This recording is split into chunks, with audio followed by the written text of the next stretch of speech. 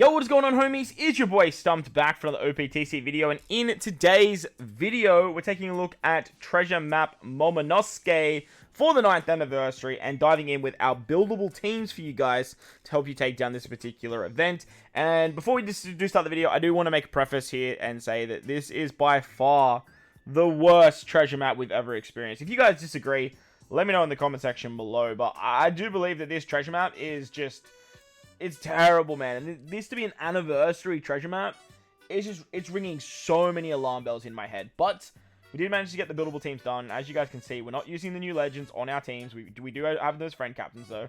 We're not using the Chopper or the Jinbei. Hell, we ain't even using Jack or the Yamato Luffy batch.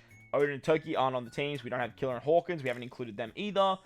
As well as the rare recruits that did come up alongside them, Jack and Luffy Yamato. Now, I do understand that a lot of people probably have done summons, and a lot of people probably have these particular characters here. You might have Luffy Yamato, you might have Odin Toki, you might have Killer and Hawkins for some tickets, or you picked up Zoro and X-Drake from some free multis, but I have gone in with the preface that you guys don't have them. But I will talk about some other very good characters that work very, very well on the teams that you might be able to substitute in. But if you have any questions, let me know in the comment section below. While you're down there, above the like button, hit the subscribe button, do all that good stuff for me. And let's take a look at the buildable teams, and let's take a look at probably the worst treasure map to ever exist. Alright, so we're going to kick it off with the Chopper fights. As you can see here, Chopper is a Psi unit. He has a preemptive that gives all characters the good stuff. 5 turns of Verse Gauge, Super Switch, and cooldown. Chopper has 1.2 million HP with 6,000 attack. His preemptive gives 8 turns of Bind, 5 after sockets to your second and your third row. Your left column gets block, your right column gets paralysis orbs. You get 5 turns of chain coefficient reduction, 6 turns of threshold, and Chopper has full immunity. So a lot of shenanigans there. The recommended characters they tell you to use are Beige, Marco, and Bardo Cavendish. So we have included all 3 of them on this particular team. As for Buggy's delivery and this Kaido ambush character, they're literally just point boosters. You can chuck whoever you want there. Other notable characters that work exceptionally well are characters like Blackbeard. This Blackbeard right here is a chain boundary. You could use Killer as color affinity. You could chuck X-Drake on the team. Well, no, you couldn't because he's not a driven character. Basically, these 2 will help you guys get extra damage. But with Bardo Cavendish, you can get around the threshold. With Capone, you can get around the paralysis, the orb manipulation. You have an orb boost, you have an attack boost, and Marco gets around the chain coefficient reduction. So it all works out pretty hunky-dory with this particular team. But if you guys do have some other characters, you could easily replace these 2 bottom units, as they're just point boosters. On to Ulti now. Ulti is the epitome of who hurt this guy. Like, I can't stand Ulti as a character, and now I can't stand her in Treasure Map. She is an int character, and she gives all the good stuff to Psyquick and Dex. On Stage 3, Ulti has a damage limiter, by far the worst debuff to deal with. You can't get rid of it unless you have, like, Blackbeards and shit, but, like, they don't even get cooldowns. Like, it's just shit. So, unless you bring Frankie as your captain, Legend Frankie, you just can't get around this. So, you're going to have to take 2 turns. You get unfavorable orbs, 1 turn of cooldown on your second and third row. 2 turns of ship bind, 8 turns of defense up, 5 turns of resilience, and 99 turns of full immunity. So this means you cannot use burn and poison to not only get around the resilience, but to get around the damage limiter. This fight is so arrogant, and I hate it so goddamn much. But the recommended characters they tell us to use are the 5+ Straw Hat Luffy as captain, and then bring the other Straw Hats on the team. So this is the team that I have put together. You do need to bring a Luffy on the team, but now that I'm sort of looking at this, I don't think we have we don't have the cooldowns here. But what you can do is, if you have everyone level limit break, you can actually use Luffy on the previous turn. And then I think you can actually just use someone to give cooldowns in terms of a support on Zoro. Where's the cooldowns here? Let me have a quick look. Why can't I find it? There it is. You could easily use this Mr. 3 support there to give cooldowns here. The resilience, you can sort of just... you're going to have to take 2 turns anyway. But you do need to get around the defense up. So Frankie's going to need cooldowns as well. You've got Iceberg support. You've also got this particular Robin as well, you could definitely use those. Because this Luffy, unfortunately, does not give cooldowns. The other Luffy does, the 5+ Luffy. But what you could also do is you could use a friend captain. What's it called? You could use a friend captain, Bon Clay. Bon Clay is a cooldown reducer. You could easily do something like this. However, to get all these nice shenanigans, you do need to have a Luffy on the team. So, to get Zoro's defense up removal, you need Luffy on the team. You can farm out Zoro. You can farm out Brook. Jinbei from PK can remove the ship bind. So, that's going to work quite nicely. Another option you guys could do is you could actually bring this particular Luffy as your friend captain and then bring Bon Clay as your captain and do the shenanigans with the friend captain swap. That way you have a Luffy on the team. That's another option for you guys, but basically you just need the cooldowns and that's going to work out pretty hunky-dory there. This fight is just, it's super annoying. If you want to run 5+ Luffy, that's another option. Their recommended characters are 5+ Luffy and these particular units here. You definitely can do that. But that Luffy's a high point booster, and I really wanted to include him on another team. So, unfortunately, that's pretty much what we had to do. So, on to the next fight. We're moving into the Jack fight. Jack is interesting because they want you to use Roger, PK Roger, and the 3 new batch from Luffy Yamato. Strength, Dex, and Quick get all the good stuff, and Jack has 1.8 million HP. 6,000 attack, and he gives you 5 turns of bind, which will go down to 2 after sockets on your second and third row. You get 6 turns of attack down, 99 turns of normal attacks only, 6 turns of chain coefficient reduction, and 6 turns of burn, as well as being delay immunity. If you remove the bind, you get inflicted with another 2 turns of bind after sockets, and then on death, Jack has a revive at 1.6 million HP. Super, super arrogant, by the way, because you can't use Roger. And then he applies 2 more turns of bind. So as you can see, they want you to use PK Roger as your captain, so you can just use the triple special activation. But honestly, like, stuff that, man. Like, no one's got time for that, bro. No one does. We're going to be using Shanks Crew as our captains. This team has a lot of color affinity. Carrot Wanda are literally just here for their orb boost. That's all they're here for. We have Izo Kiku for a bit of wave clearing shenanigans on turn 1, because Shanks Crew is going to be our chain locker. On top of the wave clearing shenanigans from Izo Kiku, we can use Kanjo to remove the bind on the first turn. And then ideally with this team, like, we're just using like our 3-turn buffs of the attack boost of Lunara and Gunru, and the color affinity and the chain lock that we get from the 2 Shanks Crews to just carry over into the next turn. So you're going to have like a 3-turn base stats, 3 turns. I'm pretty sure you have 3 turns base stats, because you need to be Psy and you need to be quick. So you have to be like, your captain needs to be Psy and then use the friend captain in the quick form and then switch with Shanks Crew into the quick and then use your Shanks Crew's special to get the chain lock, the base stats, the attack boost from Gunru, and the color affinity. And then you have this Lucci that can remove burn and attack down. With the support of Kaku, you can get around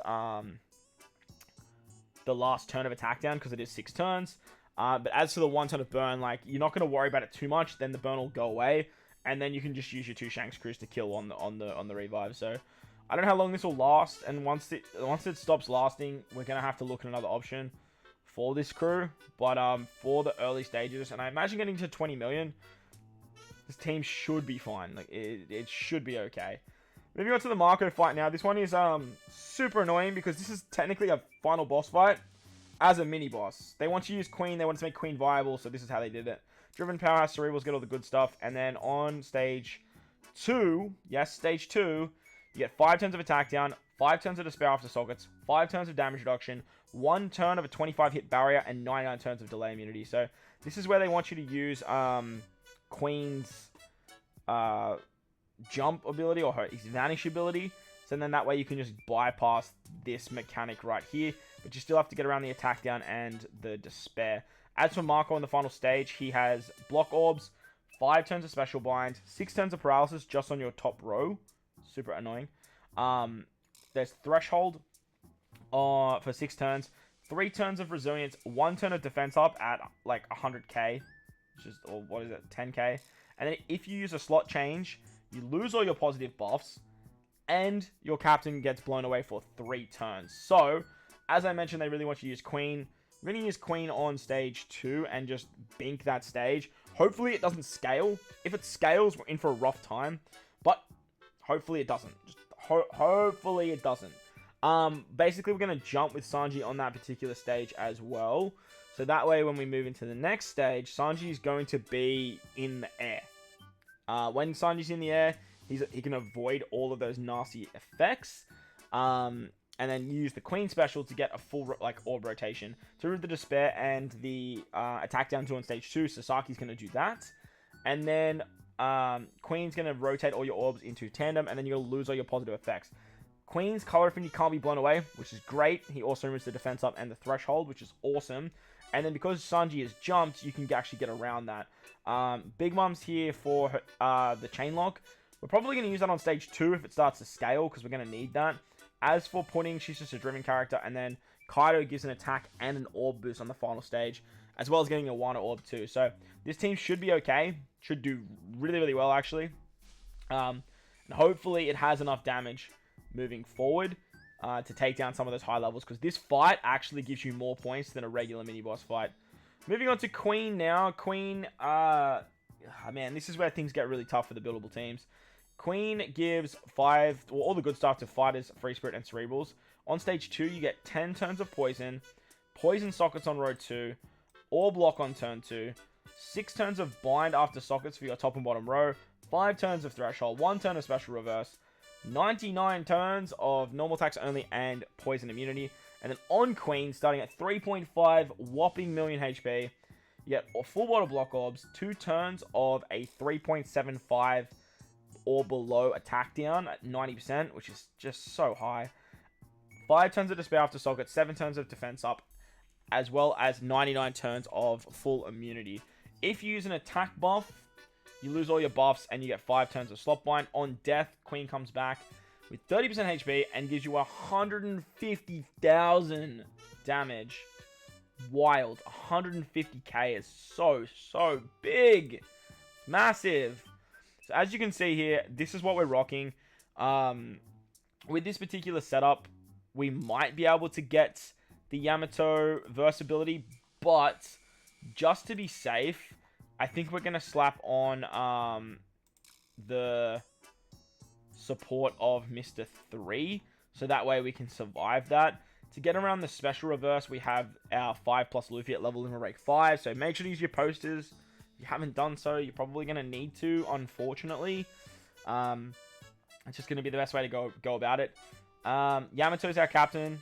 Unfortunately, we can't use an attack boost on the final stage, but Yamato's still going to be our orb manipulator, as well as giving us that damage reduction buff, and that's why the Mr. 3 support is actually really, really handy. Sanji is going to be an orb booster.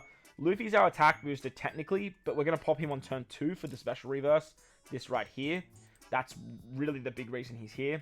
Shiryu's support on Reiju is going to remove the poison, which is super nice, plus Reiju removes the threshold. The 5 turns of threshold there, which is awesome. She's also going to yeah, that's pretty much what she's going to do.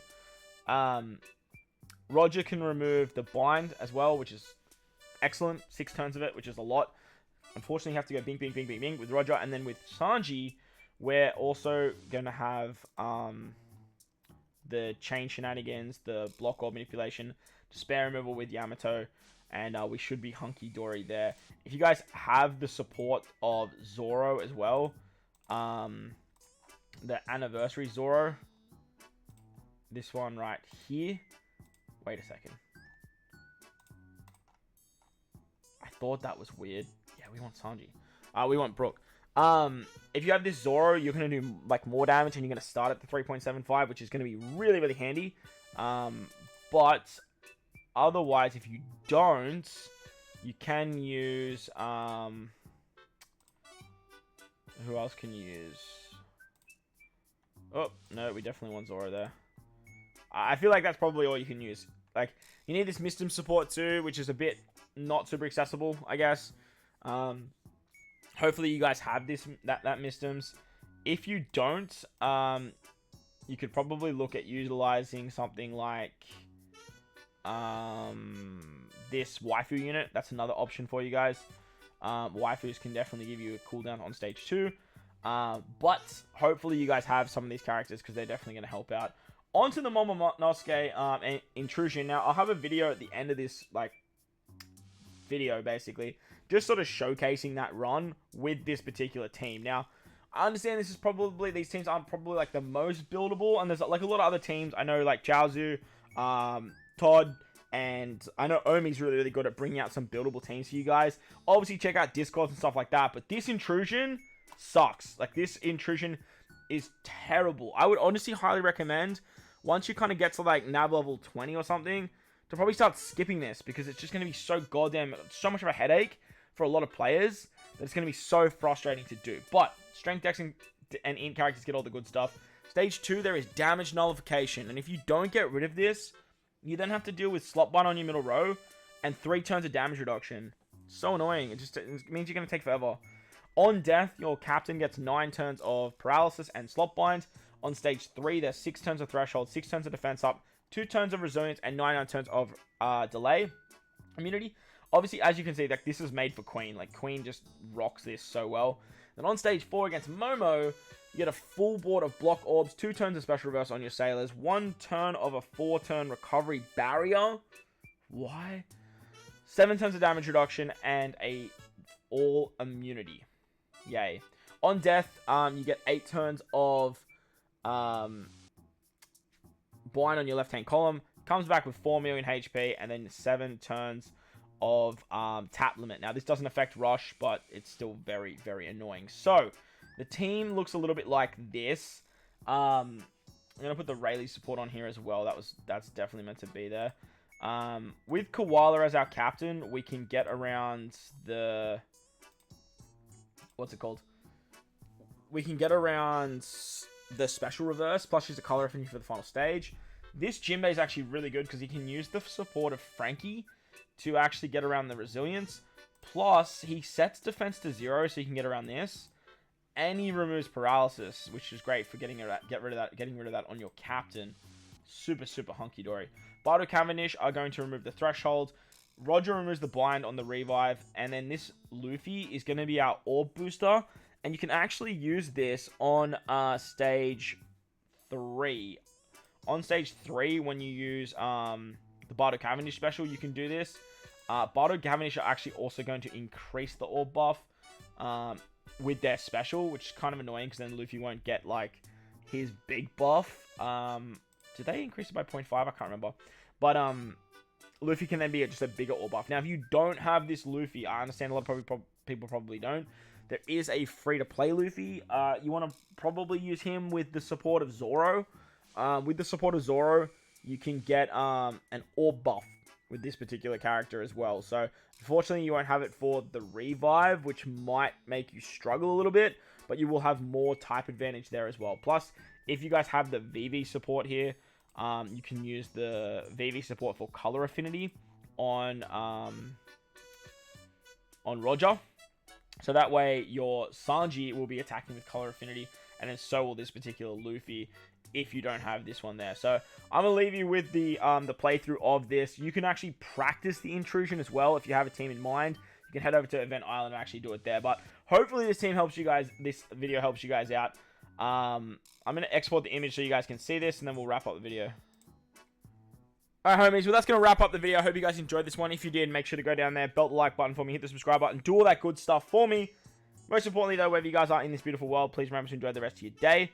Best of luck in Treasure Map. As always, homies, thank you for watching, and I'll catch you all in the next one.